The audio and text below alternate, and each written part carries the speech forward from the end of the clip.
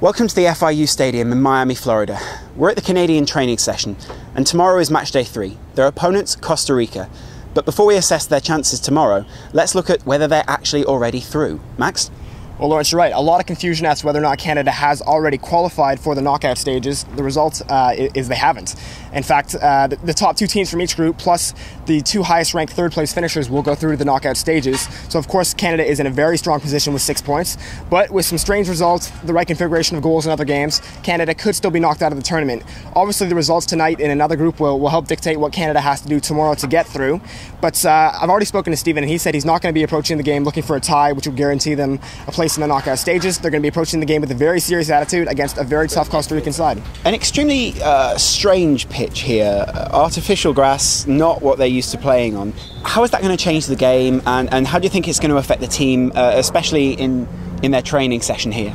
You're right, Laurence. This is a brand new stadium here in Miami. Field turf is the surface, of course. We just had a bit of a walk on it, had a bit of a feel on the surface. It feels good. I would say superior to BMO. It's got a bit of a lighter texture to it, and the ball seems to be running very well as the Canadians train on it right now. That being said, the heat here is scorching at the moment. Obviously, the game tomorrow is at 7 p.m., and we're actually expecting thunderstorms, so it could be a wet, hot affair tomorrow. And we'll have to see how the surface plays out. Canada seems to be quite comfortable on it now, but of course Costa Rica, their home stadium at Saprissa has field surf, and they're very comfortable on the surface. So Stephen's already said he's aware of that, and we'll have to see how the Canadians adapt.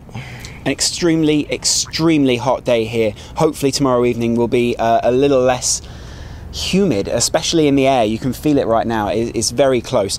How do you expect the team to line up tomorrow night, and do you expect any changes from the last game in terms of tactics? Well, I think Canada will stick with the same system, an attacking 4-3-3 with a very strong back line. But I think we may see some new faces. As I said, it would take some very strange results for Canada not to go through. And after the results play out tonight in one of the other groups, we'll have a better idea of what Canada needs to do tomorrow. But I expect we may see Jamie Peters on the wing, may see Issei Nakajima-Farron on the wing. These are young players that we're going to want to get involved. And as I said in Columbus, if we're going to do it in this tournament, this would be the game to try them out. But I don't expect too many other changes. Possibly a replacement at center back just to give either Kevin or Deanne a break. But the chemistry's been so good back there that you can't see why Stephen would change it. So tomorrow night is the crunch time, if you like, for Canada. Join us then when we'll be covering every second of the Costa Rican game.